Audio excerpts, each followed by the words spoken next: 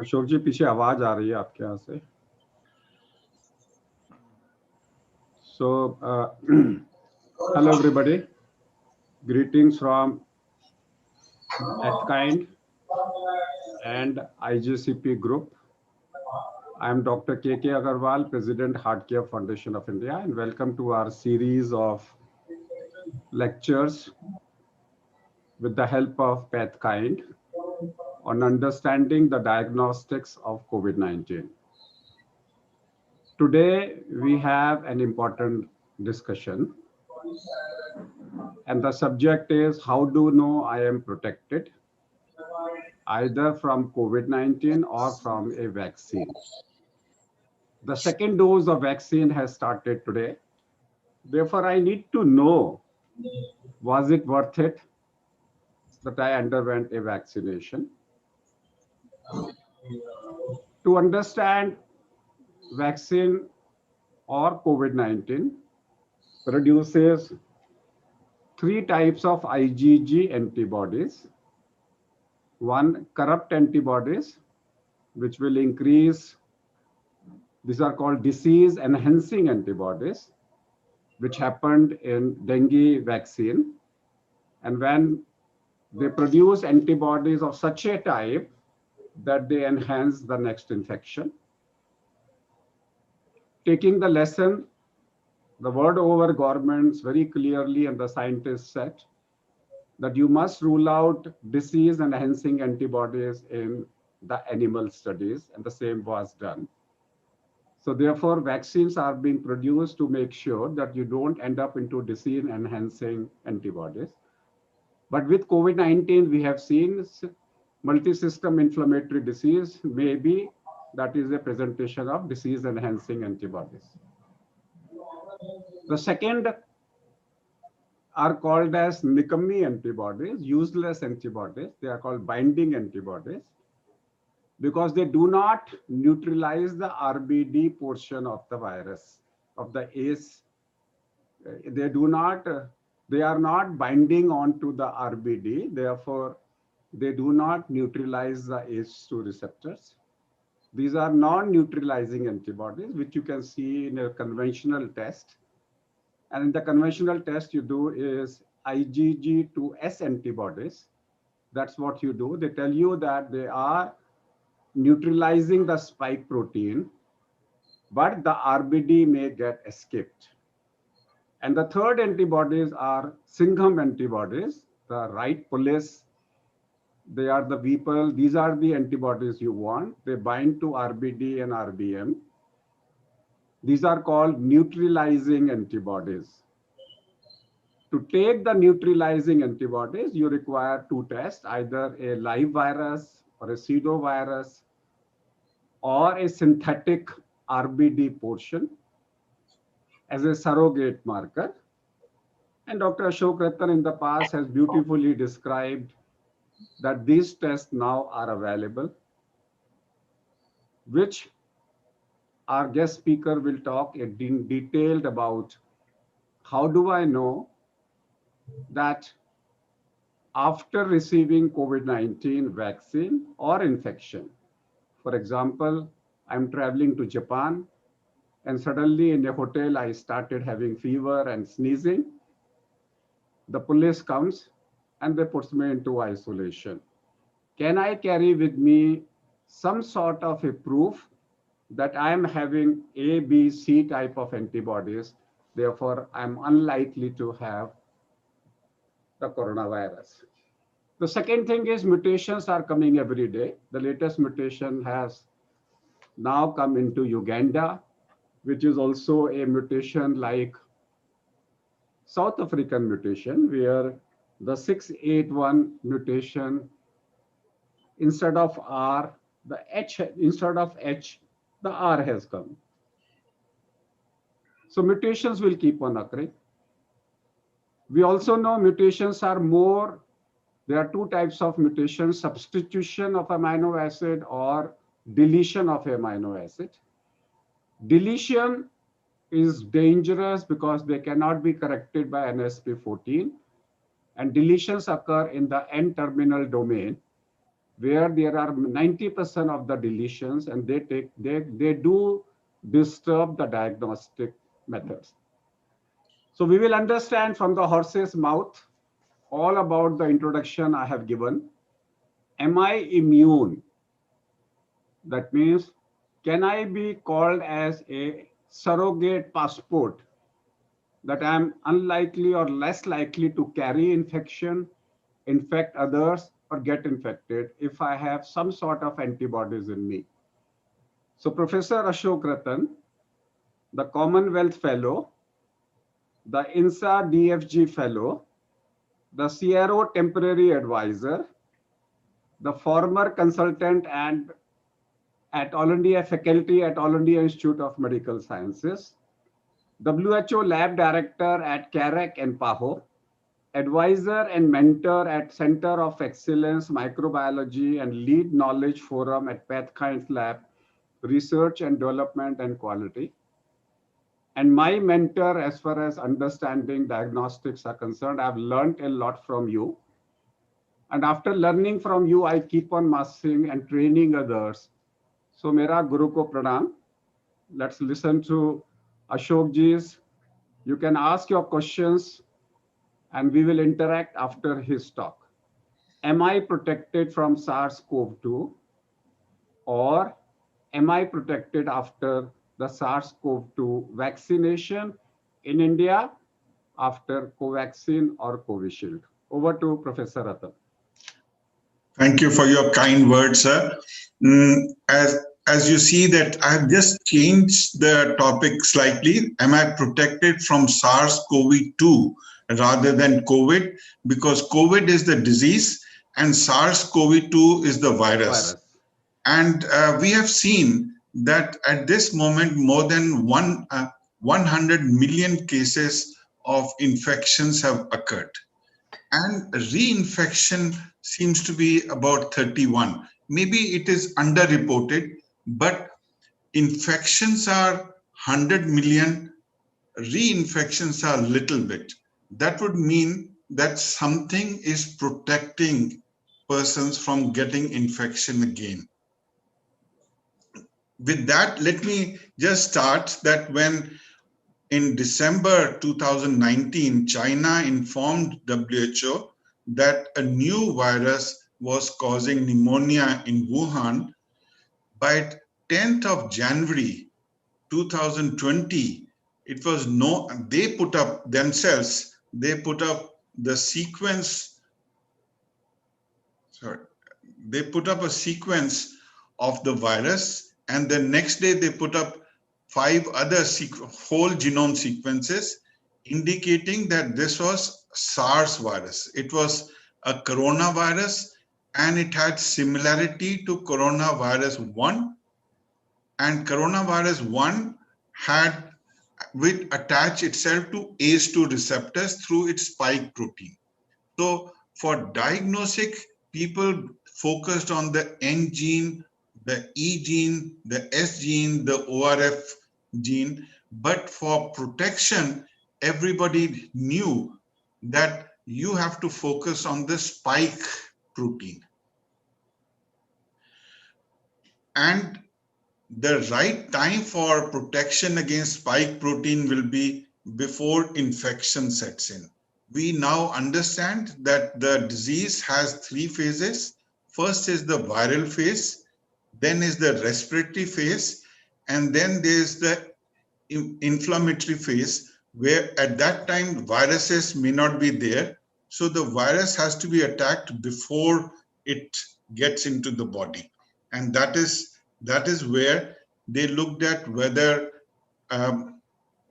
passive immunity can be transferred from convalescent serum, whether vaccines, as you've seen, and we are still debating whether it's antibodies which matter or CMI that matters. But this is where we had to focus. When they looked at persons who have recovered, it was seen that both the immunoglobulins as well as CMI appeared to be involved. In the meantime, data was accumulating from China that monkeys who were infected and who had recovered from SARS-CoV-2 infection could not be reinfected. So it was clear that it was possible to give protection to animals. Syrian hamsters were taken as the animal model, and when you transferred antibodies to spike proteins, then they were protected. Still, the debate continued whether it is the B lymphocytes which will produce immunoglobulins, or CD4, the helper T cells, or CD8, the cytotoxic T cells, would be the ones which are important. When it became clear that this is becoming a pandemic, and unlike SARS-CoV-1, which disappeared after infecting about 8,000 persons, when it became clear that SARS-CoV-2 is a pandemic, many persons started working on vaccines. Many attempts. We know that up till now, no DNA vaccine, no RNA vaccine had worked. Even viral vectors have not succeeded yet. Most of them would either be the successful vaccines are subunit vaccines, live attenuated vaccines, or killed vaccines. Still, many persons attempted to make DNA vaccines, RNA vaccines, and viral vaccines.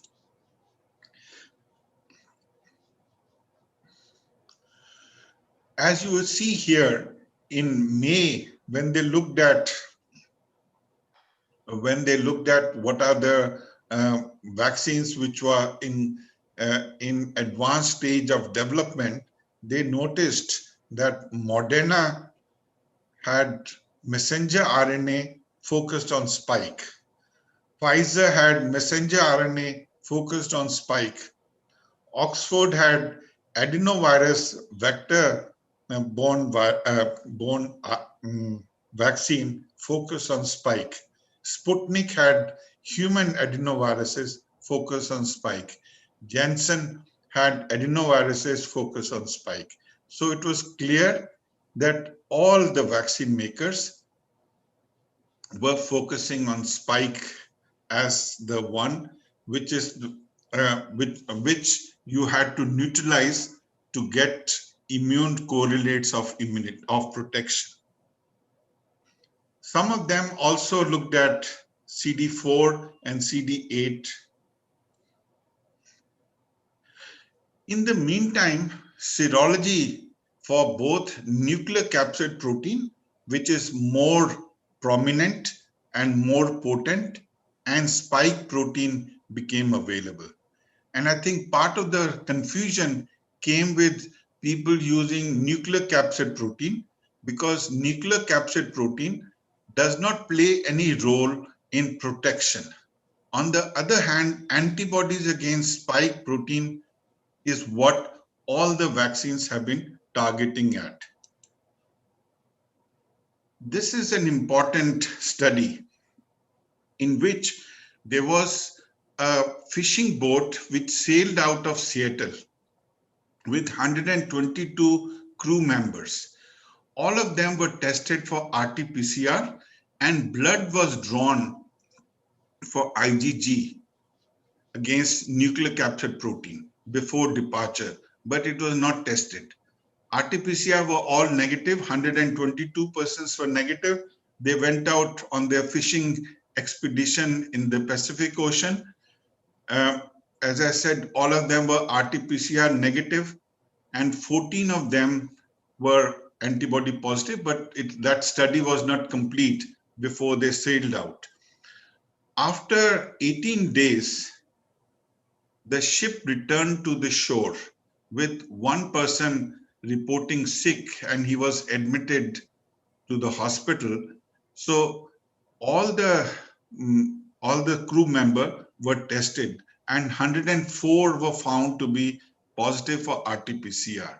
with CT value of less than 35, or had seroconverted during follow-up, and the attack rate was 85.2%.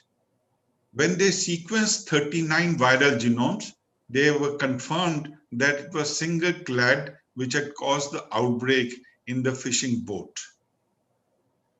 Now, since they had the blood from the patients of the crew member before they sailed out, they found that 3 crew members who were seropositive prior to boat's departure with neutralizing and spike antibodies were the only one who were not infected.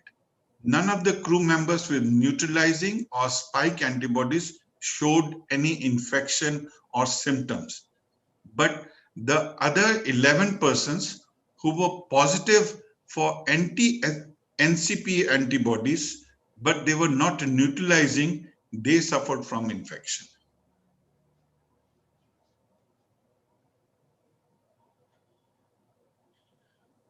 So as you'll notice here, that most of the persons had seroreaction, but only 3 of them had antibodies which were neutralizing or anti-spike.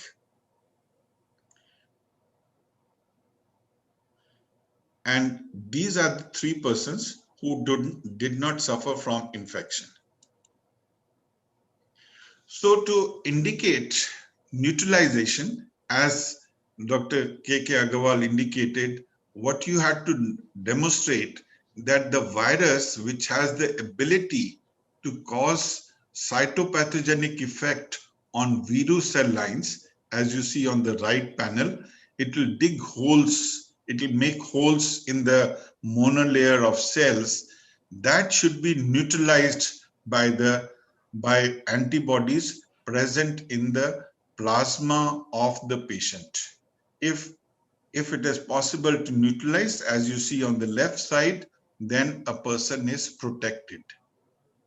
Unfortunately, though the test is not very complicated, because the virus is very dangerous, only in BSL-3 facility would this be allowed. So most of the clinical labs are BSL-2, so they would not be permitted to do that. But National Institute of Virology and many others, which government labs which are BSL-3, they have the ability and they should be doing neutralization test. However, scientists got over this trouble by making a pseudovirus.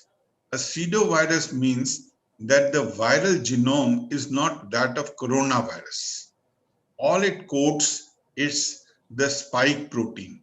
So the spike protein, that means the potential, the pathogenic potential of the spike protein of binding to ACE2 receptors will remain. But since the nucleic acid has now been changed from coronavirus, it will not cause the injury or it will not cause the damage. As a consequence, it is safe to work in BSL-2 facilities. So neutralizing antibodies using pseudoviruses became the surrogate for the real neutralization of coronavirus.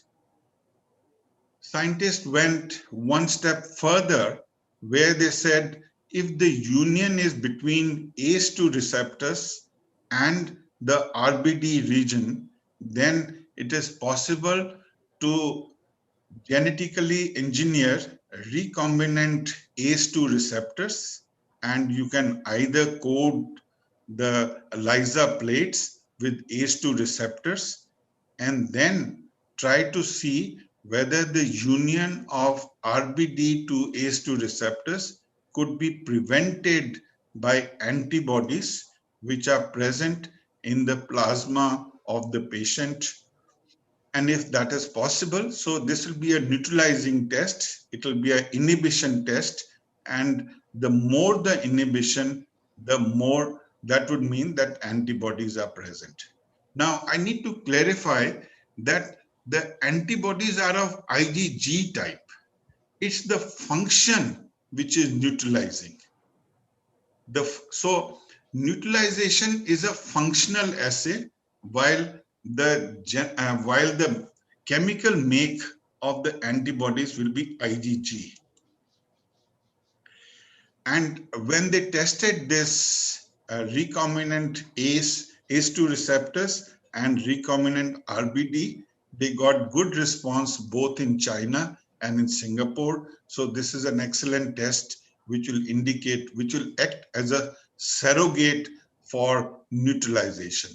But because it is using recombinant reagents, so it is 100% safe to work in any of the labs. But the only difficulty is that this is an ELISA system, and ELISA being manual is prone to error. Another test which is available is using S1, S2 of the spike and disorin, which utilized this test, indicated that using this test and using neutralizing assay simultaneously with the same serum, you can divide those who have neutralizing antibodies and those who do not have neutralizing antibodies very clearly. There was also good correlation between a titer of 160 and above, which FDA had recommended that if you want to use convalescent plasma for therapy, then the neutralizing antibody titer should be 160 and above. And you'll notice here that license arbitrarily unit per ml and the neutralizing test would corresponded very well with the neutralizing antibodies and the anti-spike antibodies.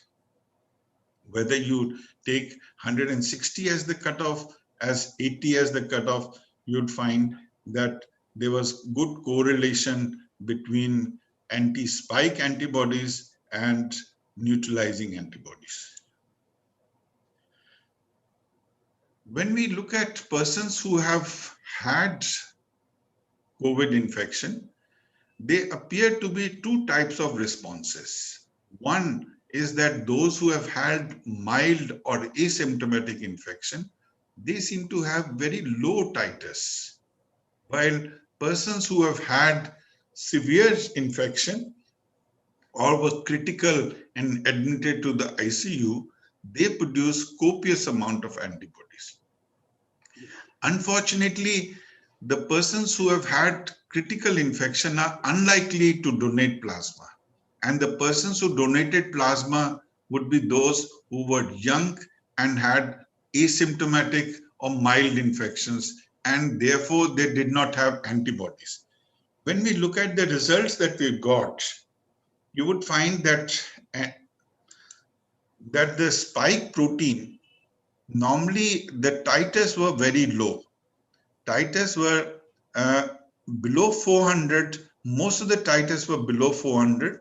Only 2 persons had above 1000. 1 person had 500. Normally the limit was 400. So you have to dilute it if you want to do more than 400. But majority of the thousands of tests that we've done were below 400. When you look at Covishield's published data, there they have mentioned, of course, one problem is that people have used different in-house tests. And since there is no standardization up till now available, so it might be difficult to compare the titers mentioned by Covishield or Covaxin or others with disorins, because that correlation has not been established. But as you'll notice here, that once the vaccine is, after the first dose, the titer of 8,000 or so was reached after the first dose. After the second dose, after 28 days of the second dose, the titer became 29,000. So even if we discount some from the variation in the titers, you would notice that after normal recovery, the titers were below 400. After vaccination, the titers go into thousands. And as they had mentioned in their first paper itself, that if the difference between the first dose and the second dose was higher, and if it was as much as 12 weeks, then the titer after the second dose would be 63,000 in case the distance between the first dose and the second dose was as much as 12 weeks. Recently, WHO had made a recommendation that we should wait for 8 weeks to 12 weeks. But I think Government of India has decided that they will go ahead with 28 days gap between the first and the second week. They have also, Oxford Group has also made another publication.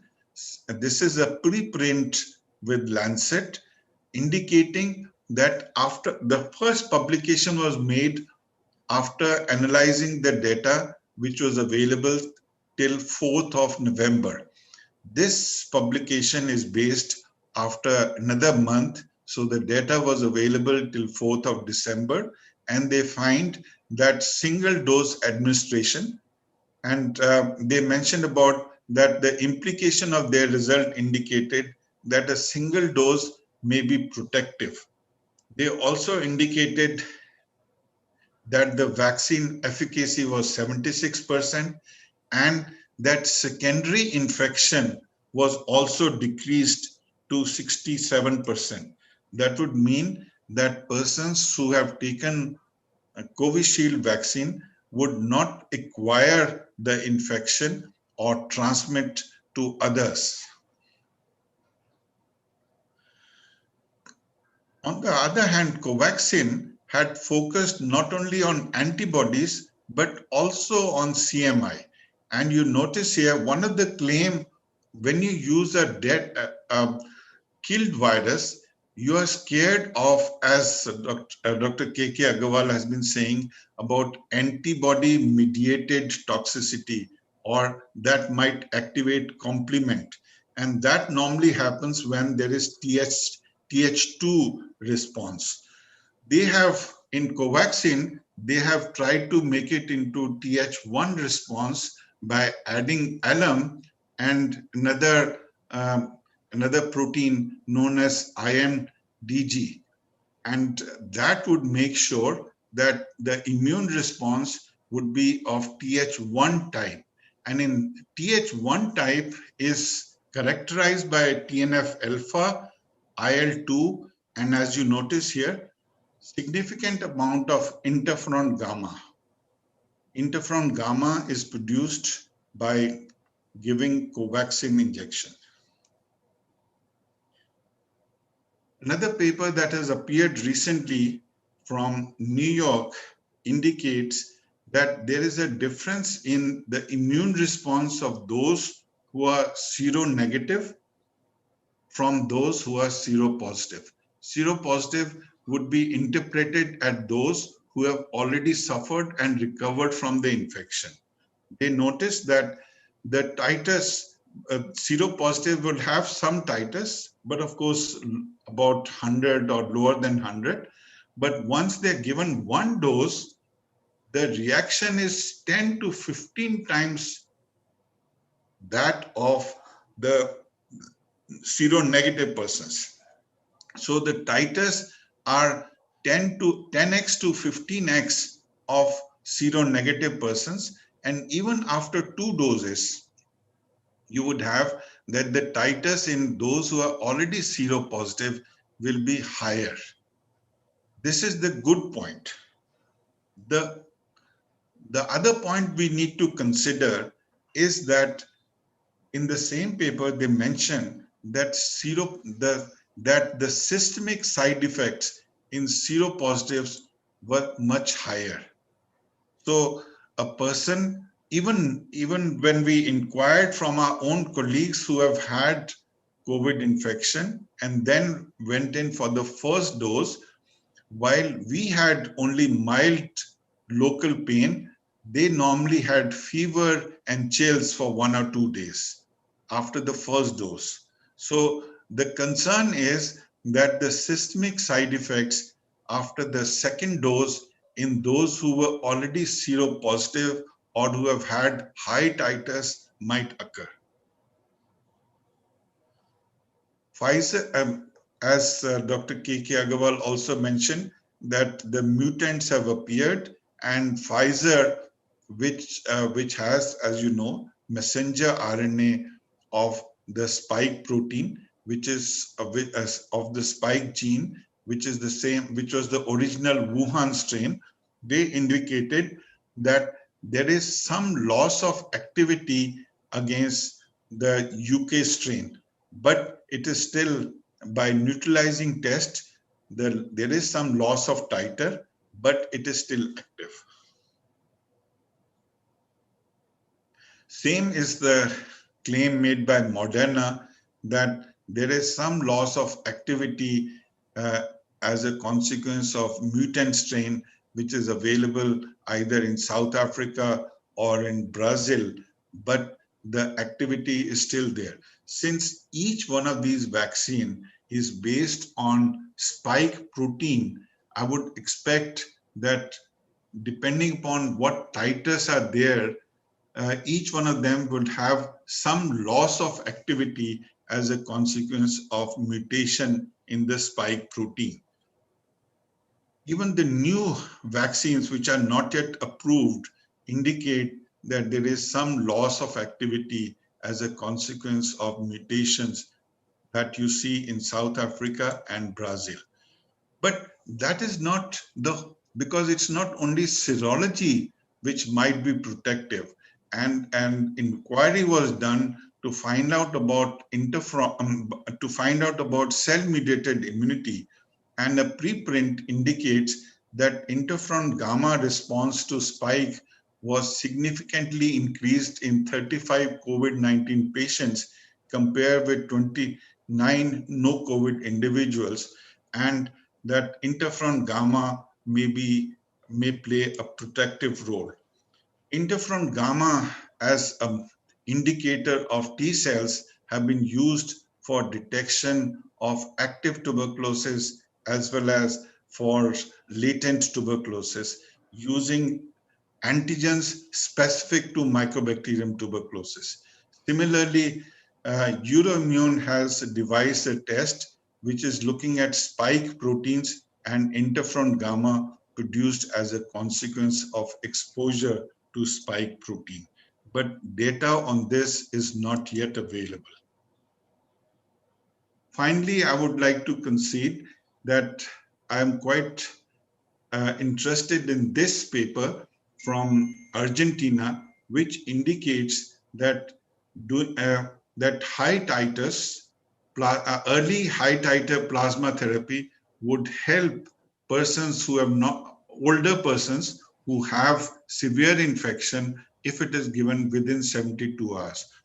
I noticed with interest that they have reported both anti-spike antibodies as well as neutralizing antibodies using the ACE2 receptors and RBD recombinant combination. But in their final analysis, they are looking at anti, anti-spike antibodies rather than uh, talking about our neutralizing antibodies, because overall there's good correlation between the two. And finally, I would concede that since there is good correlation between neutralizing antibodies and the SARS S1, S2 IgG, and since it is a chemiluminescence test, this may be the test which we might want to use as a rapid screening to find out what is the titer that we have. And if it is less than 1,000, then we should go in for a second dose. And if it is more than 1,000, then we should contribute plasma so that it can benefit those who have not been able to take the vaccine. Thank you, Ashokji. So let me see if there are some questions before I take up.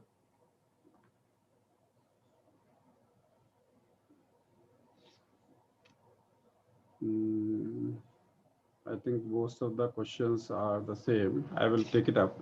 So my first thing is, as on today, what are the options available for the testing? So Sir, one is Diason, 1:160 titer S1 S2 IgG antibody.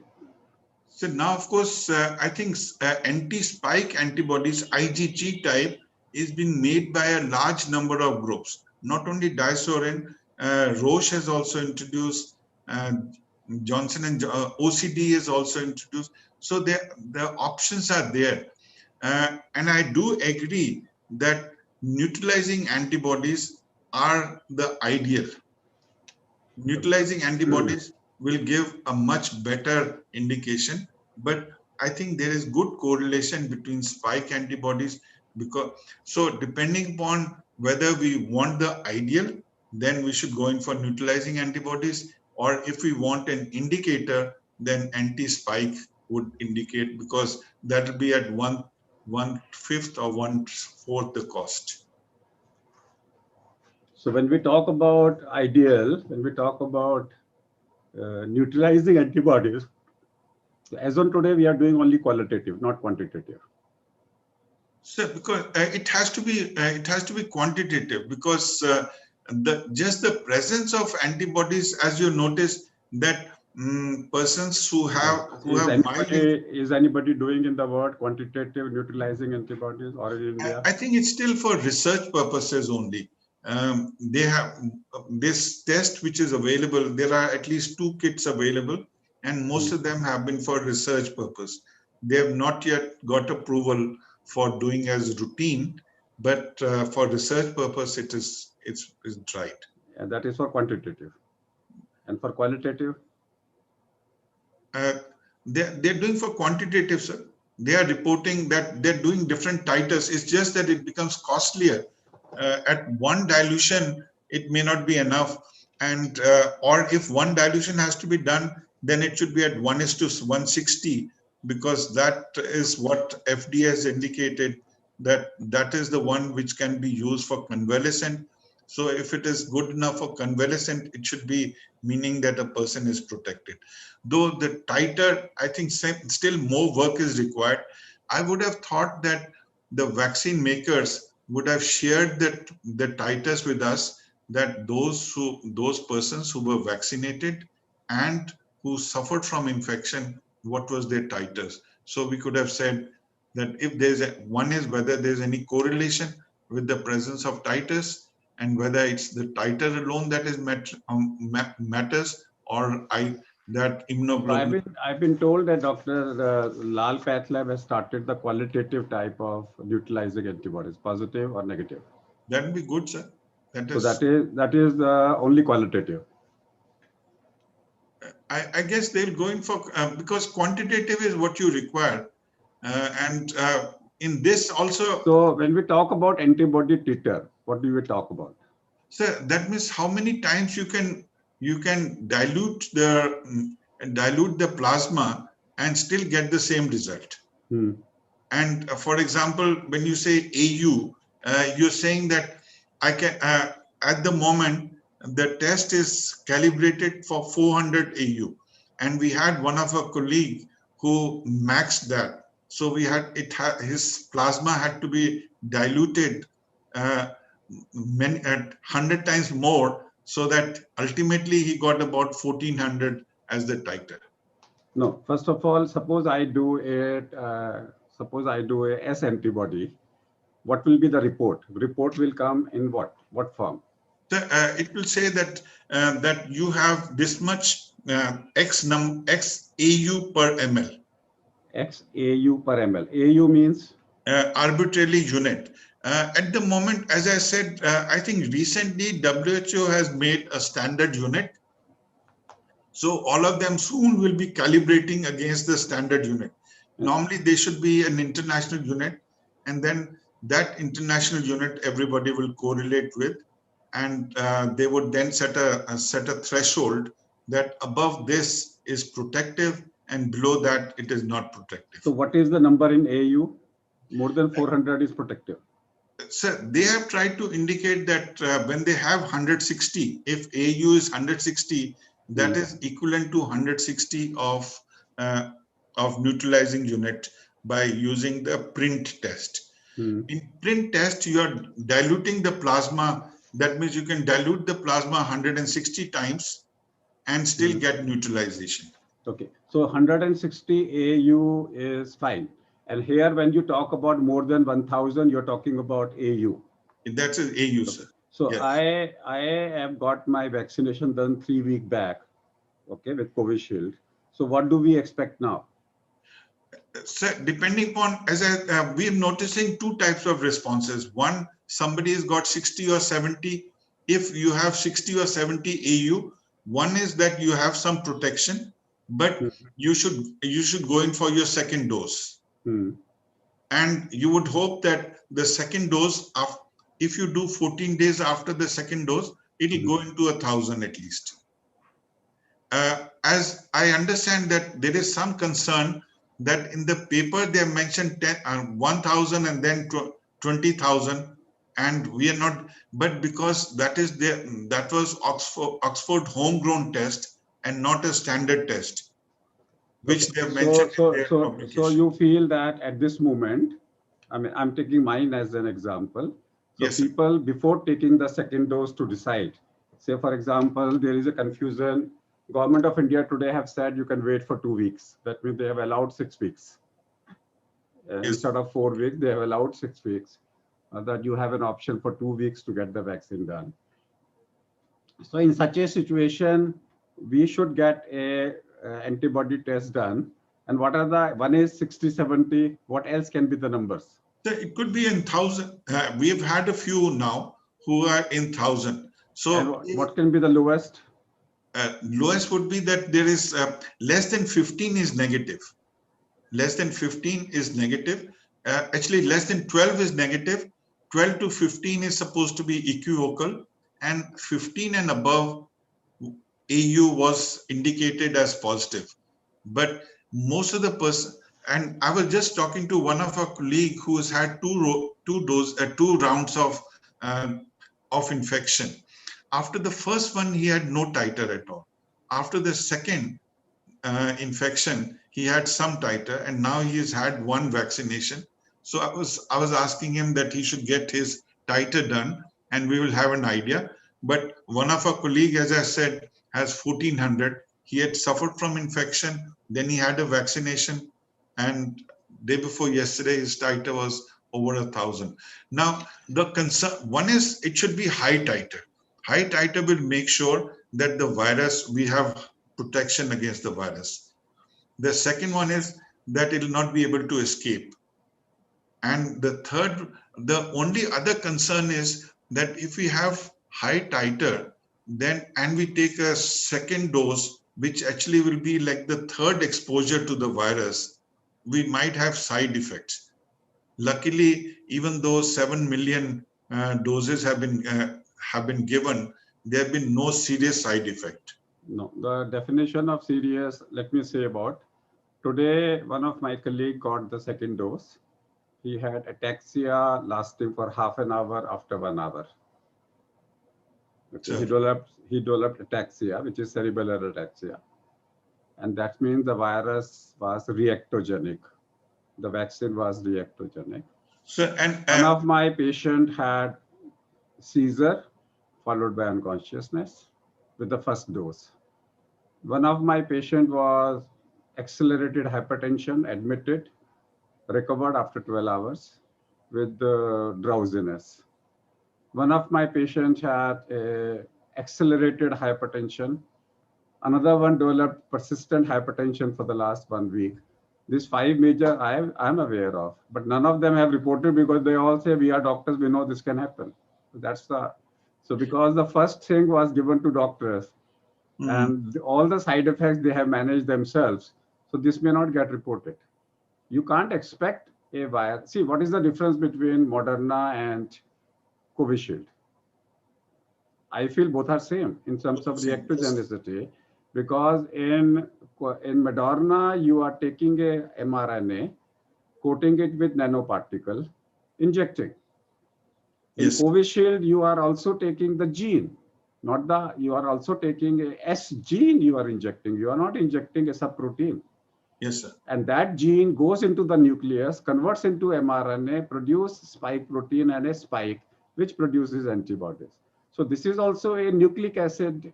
So my understanding was that in case of Pfizer and Moderna, because they've used this lipid nanoparticles and there is polyethylene glycol. No, that is okay. See. Let me understand differently. The allergogenicity is different from reactogenicity. You are talking about allergic phenomena. Yes, sir. I'm not talking about allergy. Okay, allergy. Why did they say that allergy was because of PEG? Because you don't expect allergy on the first injection. So messenger RNA allergy will come in the second injection, once you are sensitized first. So I'm not talking about allergy. Now I'm talking about Th1 response, which is reactogenicity. Reactogenicity I'm talking about is gamma interferon response. So the gamma interferon response, exaggerated Th1 response and exaggerated gamma interferon response will cause some degree of inflammation. That inflammation will produce some symptoms. Yes, sir. Okay, so therefore you can have sudden blood pressure, sudden sympathetic activity. So there has to be a Th1. Without a Th1 response, how will you develop antibodies? Yes, sir. And if you have an exaggerated gamma interferon response, you will develop some side effects. Yes. That I call them as reactogenicity. Third is immunogenicity, which is the Th2 response. How much antibodies will form? So immunogenicity is number of titer of antibodies. But I am talking about reactogenicity is that I am developing a reaction in response to an antigen starting from 4 hours. That response is reactogenicity. So reactogenicity will come. Reactogenicity has to be calculated by CD4 and CD8 cells, because that will be the first response of the levels of gamma interferon. Nobody is doing that. We are checking immunogenicity. That will come after 2 weeks. After 2 weeks, but all those people who are having symptoms. So reactogenicity may not mean that these people will produce more antibodies. We don't know. We don't know, because that's what I am trying to say. So, and of course, that other paper from New York, which indicated that those who are already seropositive would react 10 times more with antibodies. Has to be. And they had more side effects. So See, if you are already positive, so you have got a natural vaccine. See, yes. Positive infection means natural vaccine. Exposure. Which is live virus vaccine. So what is a live virus vaccine? It's a natural vaccine. So once you have got a natural vaccine, now you are taking a vaccine which will be the reinfection or the second dose of the vaccine. And the second dose of the vaccine is always reactogenic. So therefore, for them, first dose of vaccine actually is equivalent to second dose. Yes, therefore, they will be more reactogenic. That's expected. They will have more symptoms, more reactogenicity, and they may produce more antibodies.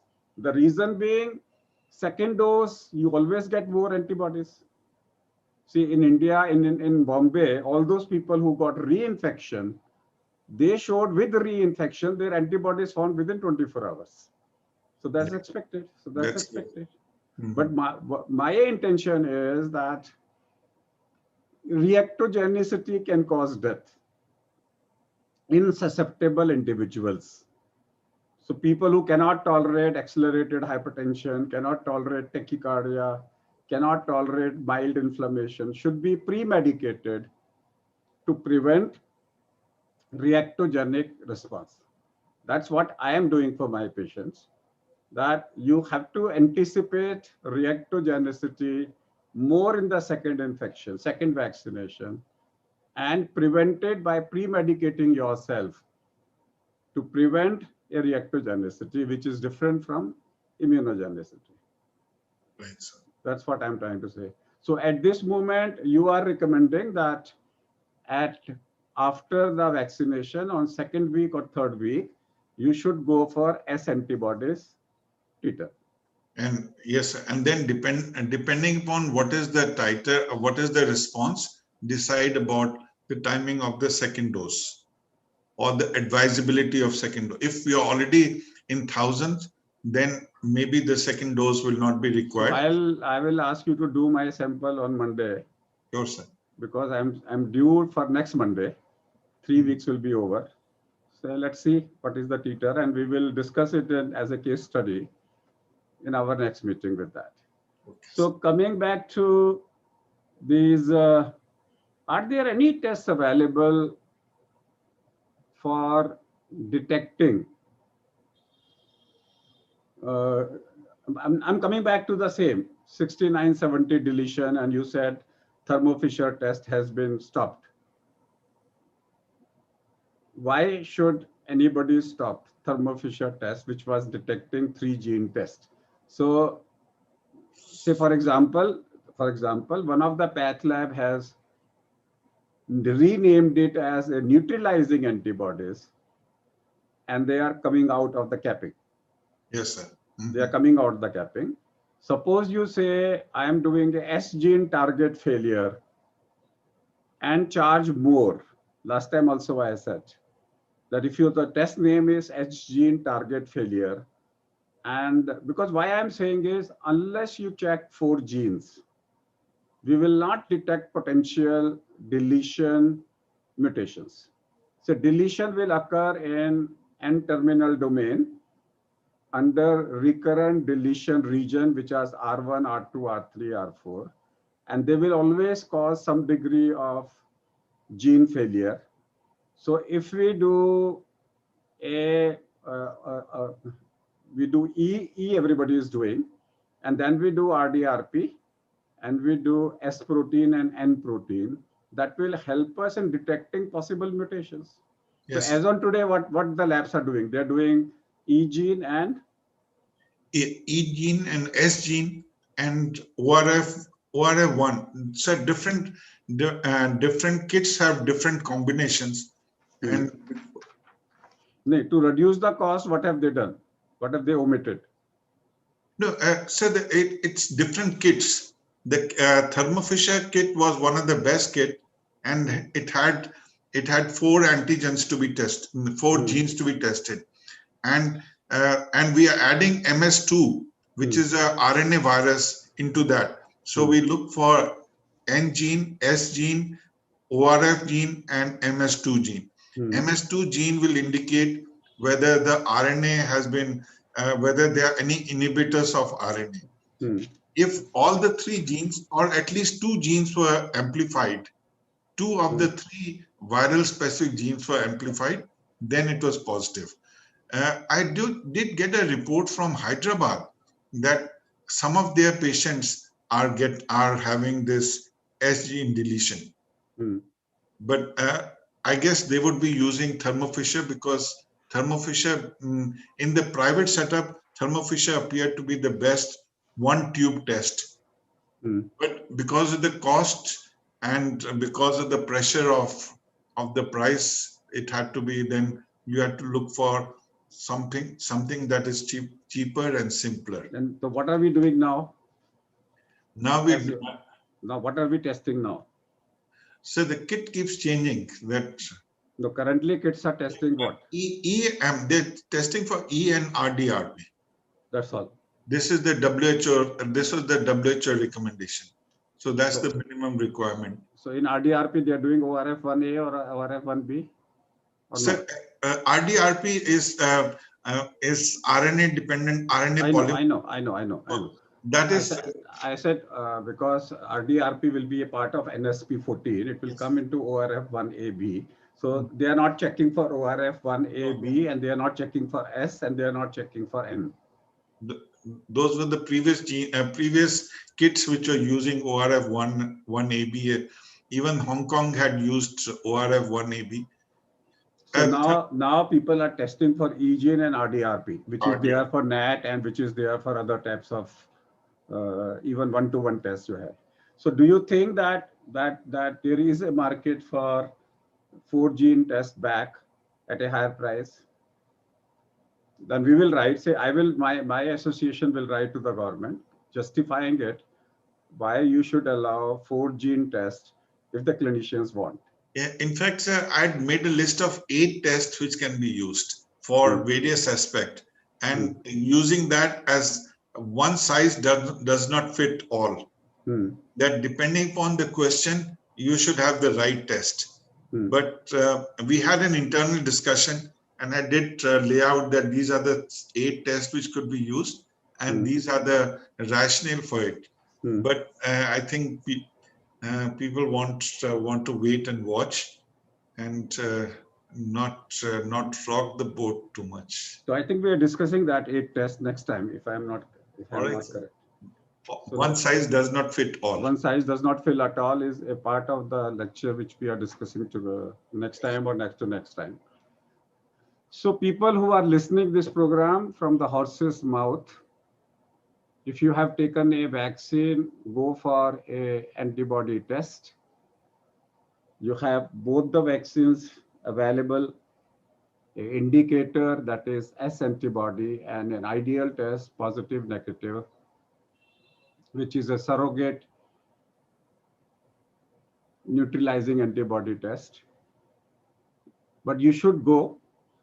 Still, there is a debate after Covishield how much time you want to. At least the doctors who are watching this program should take a decision and take a call based on their antibody production. If you already have suffered from corona, then take it for granted you have received a natural vaccine, and now the first vaccine may behave like a second vaccine.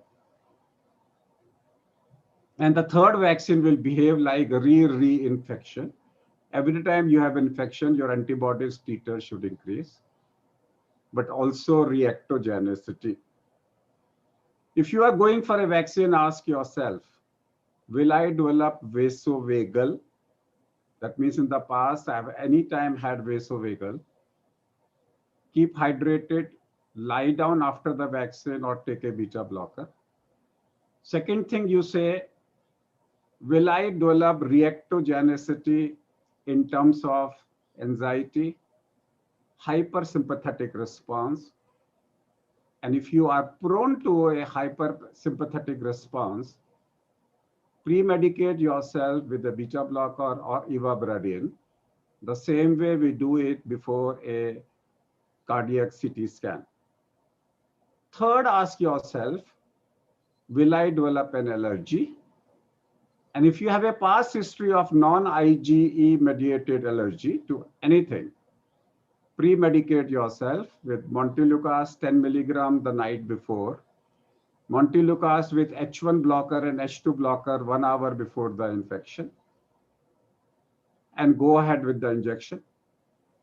If you feel that your reactogenicity can precipitate an inflammatory or a prothrombotic response, that means you can develop an exaggerated interferon response gamma or a IL-6 response, which will manifest with acute rise in CRP. Then to prevent acute coronary syndrome, to prevent ACS, take ACS as a pre-medication, which is aspirin, statin, and colchicine. So all those patients who are comorbid, high risk, diabetic, hypertensive, CAD, bypass, angioplasty, in any way they should be on ACS, that is aspirin, colchicine, and statin. They should pre-medicate that with the morning dose, apart from the night before dose.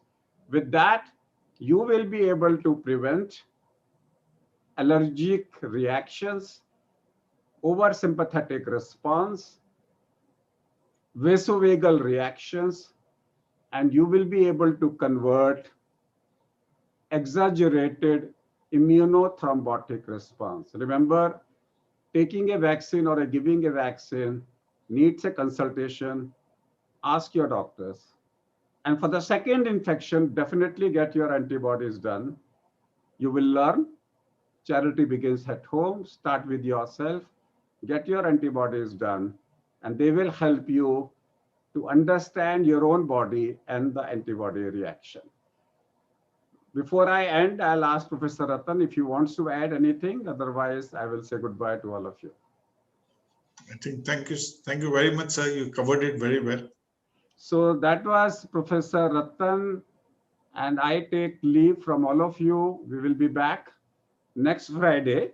This time we had a meeting on Saturday, but next Friday, 5 o'clock, 2 consecutive Fridays, myself and Dr. Ratan will be serving you and answering all your queries.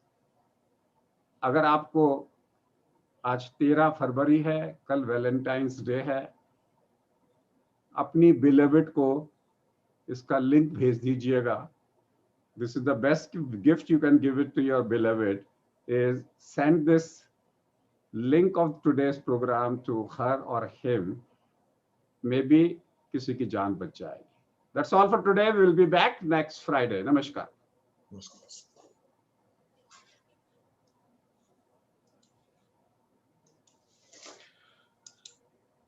Ritu?